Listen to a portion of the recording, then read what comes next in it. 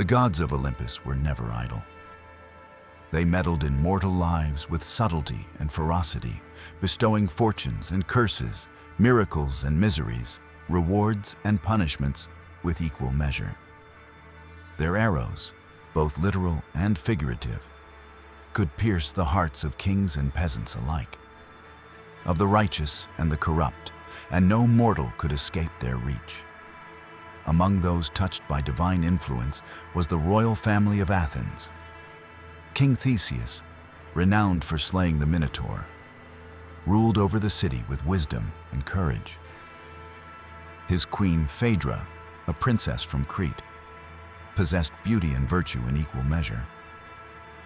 And then there was Hippolytus, son of Theseus and the Amazon queen Hippolyta, a youth of solemn demeanor, silent strength, and unyielding devotion to moral purity. From the earliest age, Hippolytus rejected love, marriage, and worldly pleasures. His soul yearned for the wilderness, for the hunt, and for the cold, distant favor of Artemis, the virgin goddess of the chase. Yet, in the shadows of this disciplined life, another goddess watched with jealousy. Aphrodite, divine arbiter of love and passion, noticed the young prince's cold disdain for her power. Hippolytus's devotion to chastity and Artemis was, in her eyes, insolence. And as all Olympians are wont to do, Aphrodite plotted retribution, not upon the hero directly, but upon the vessel through which her revenge could wound most deeply. Phaedra, his stepmother. The goddess's arrows found their mark in Phaedra's heart. A forbidden desire surged within her, a fiery, uncontrollable love for Hippolytus. Each thought, each breath, was consumed by this impossible longing. She loved her stepson, yet the love was abhorrent, destructive, and utterly inescapable. The queen's soul became a battlefield where virtue and passion clashed, and every attempt to suppress her feelings only intensified the torment. In Euripides' tragic retelling, Phaedra's illness had grown grave. Her body weakened, her spirit burdened. She murmured incoherently to her nurse of a desire to flee into the mountains to escape the confines of the palace.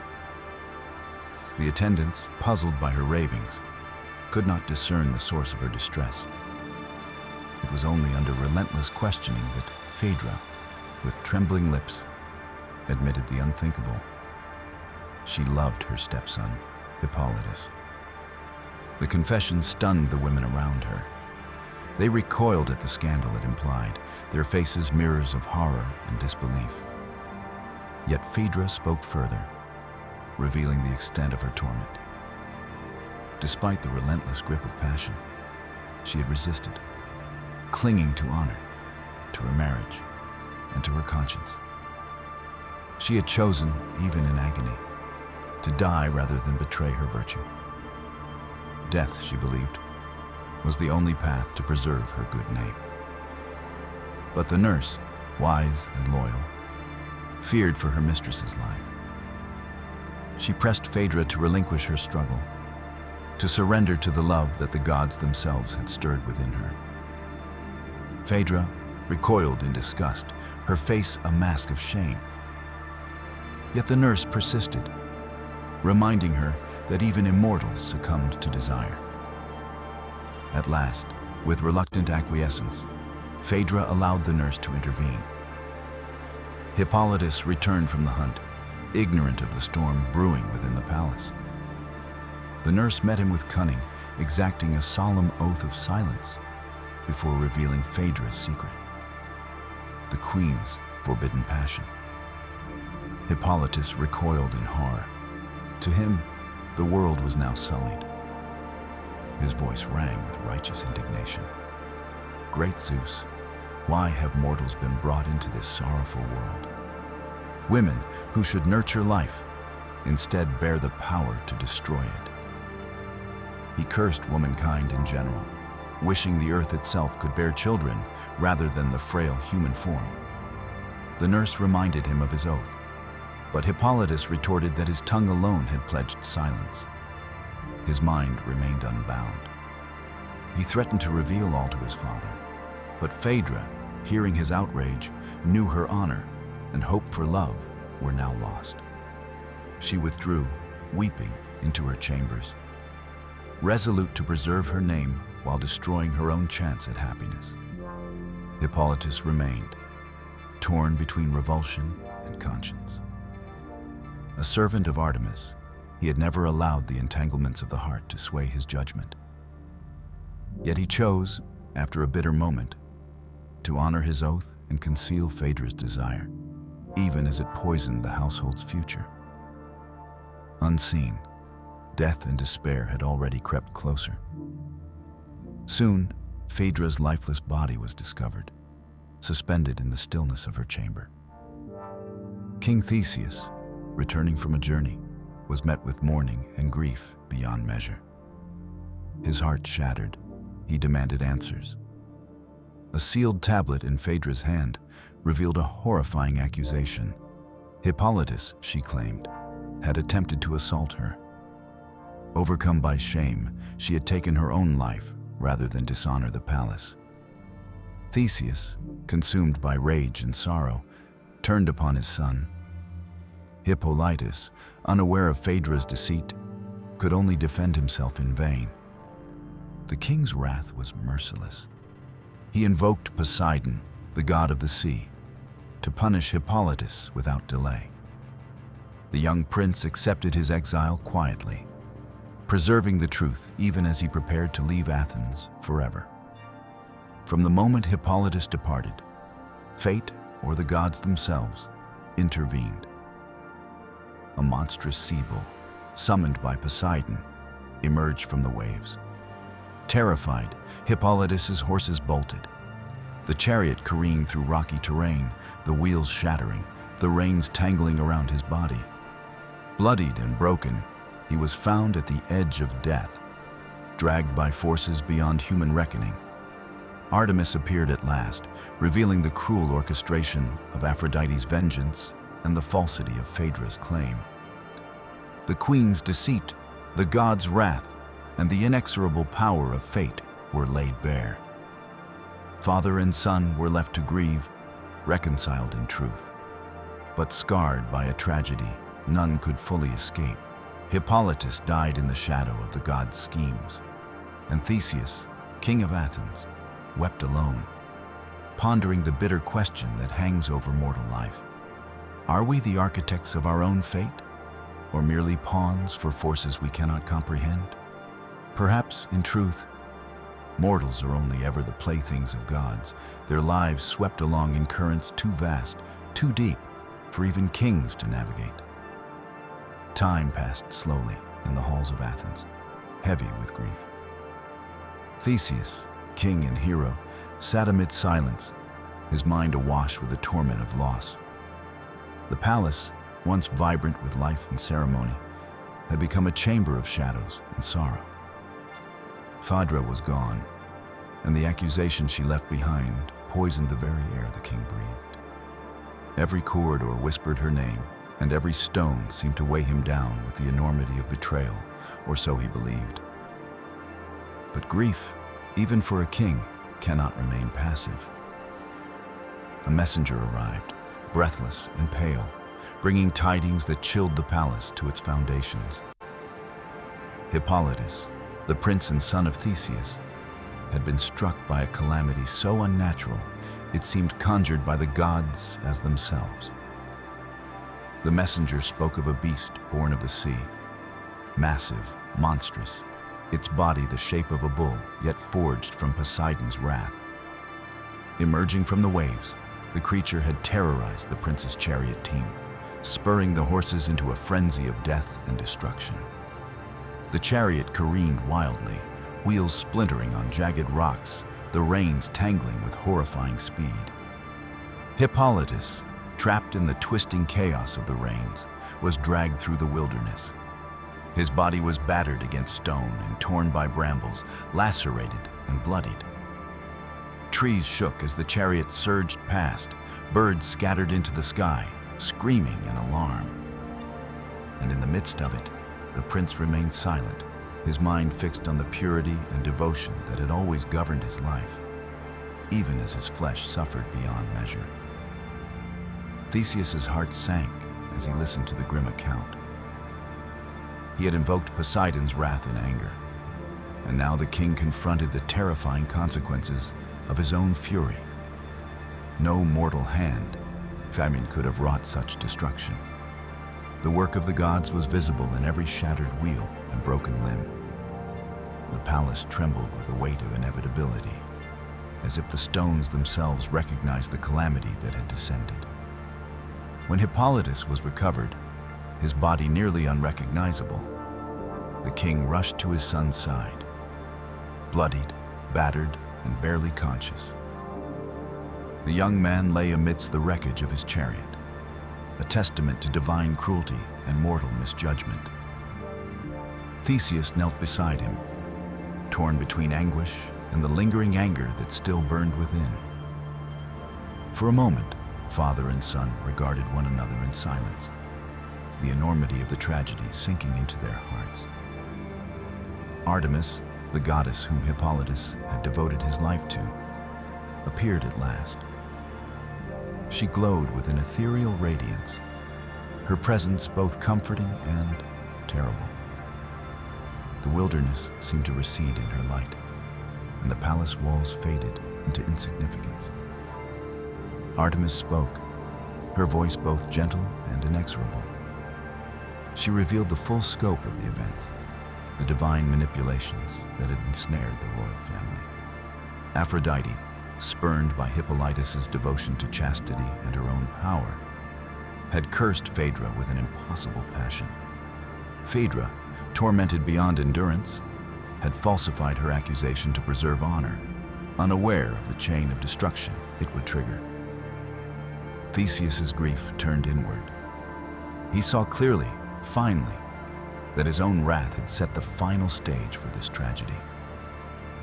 The punishment he demanded of Poseidon had been delivered with merciless precision.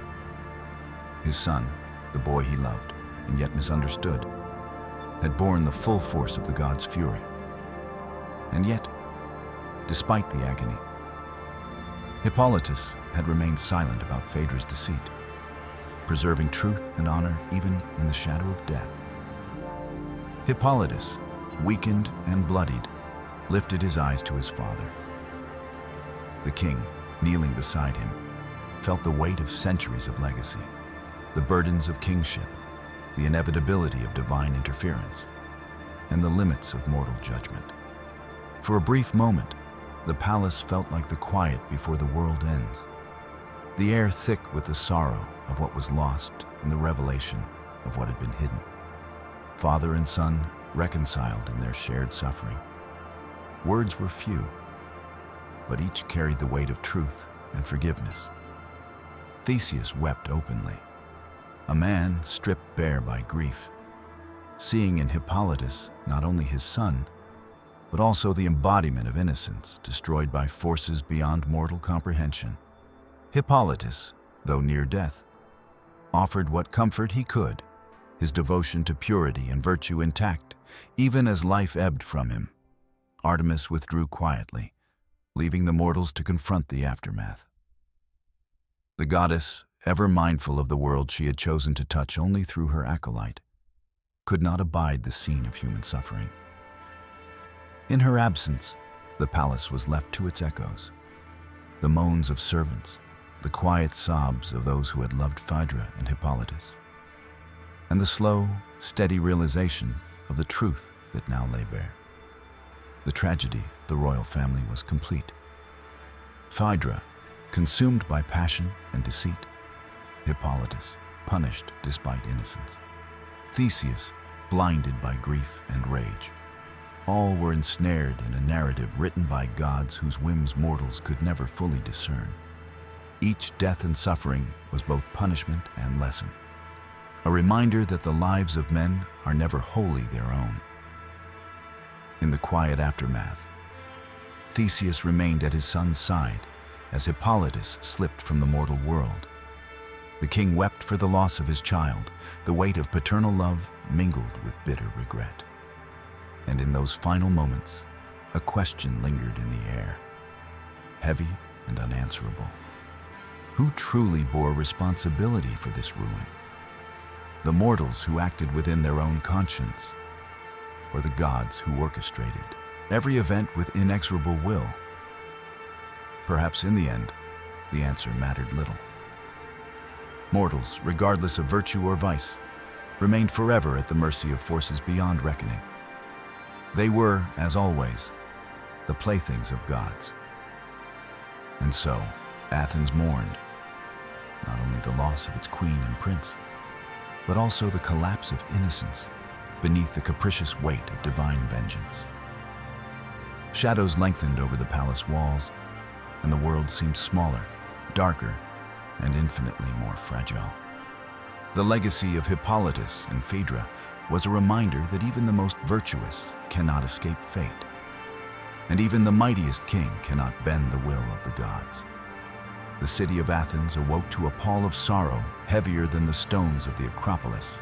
News of Hippolytus's death, wrought by the sea bull of Poseidon, swept through the streets with a quiet dread. Citizens whispered in hushed tones, mourning the prince whose devotion to virtue and chastity had earned him not only reverence, but the wrath of gods.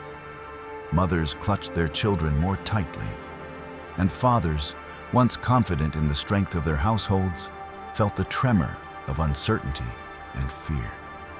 Inside the palace, Theseus remained bent with grief, seated beside the still form of his son. The young prince's body, now calm and silent, bore the marks of divine punishment, a cruel testament to the collision of mortal action and immortal will. The king's eyes, red and swollen from unceasing tears, traced the contours of his son's face. He remembered the boy who had once chased shadows in the forests with arrows in hand, whose laughter had been rare but precious. Now only silence remained, the echo of a life interrupted before it could flourish. The servants moved quietly, hesitant to disturb the king, their own grief interwoven with duty. In the halls where once the air had been filled with music and conversation, only the slow, deliberate steps of mourning remained. Theseus's thoughts spiraled, recalling the events that had led to this final moment. Phaedra's forbidden love, her false accusation, and the fury he had unleashed in his moment of despair. Every action, every command, seemed to have been guided by unseen hands, the invisible strings of gods who toyed with human lives.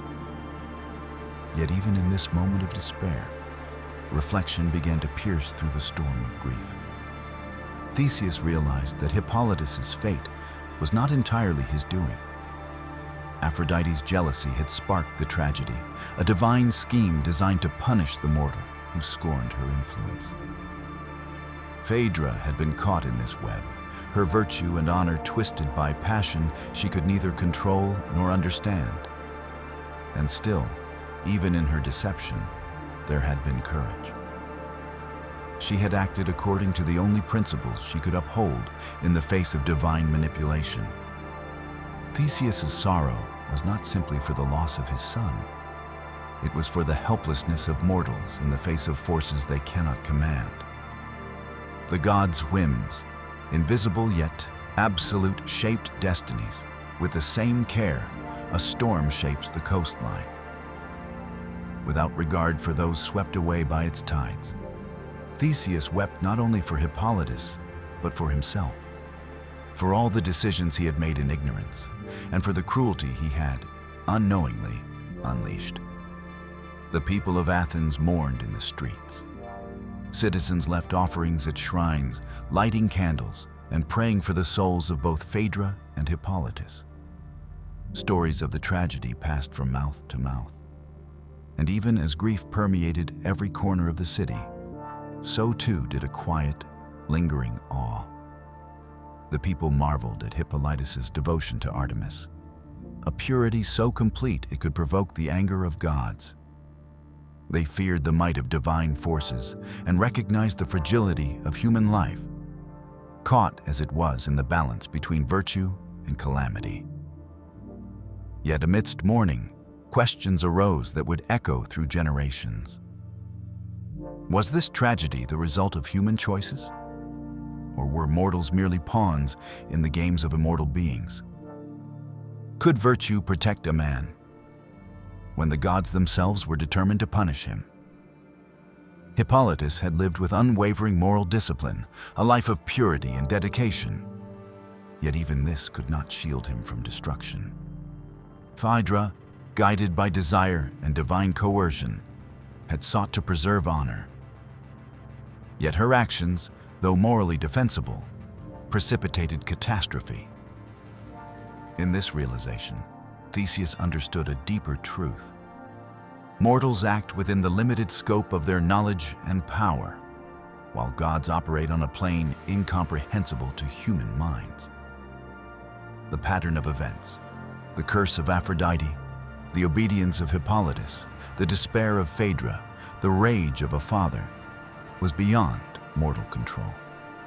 What seemed like choice was often the illusion of agency, while the true architects of fate moved unseen, indifferent to human suffering. Artemis's intervention remained a final, quiet consolation. She revealed the truth, lifting the veil of false accusation, yet she did not attempt to restore life.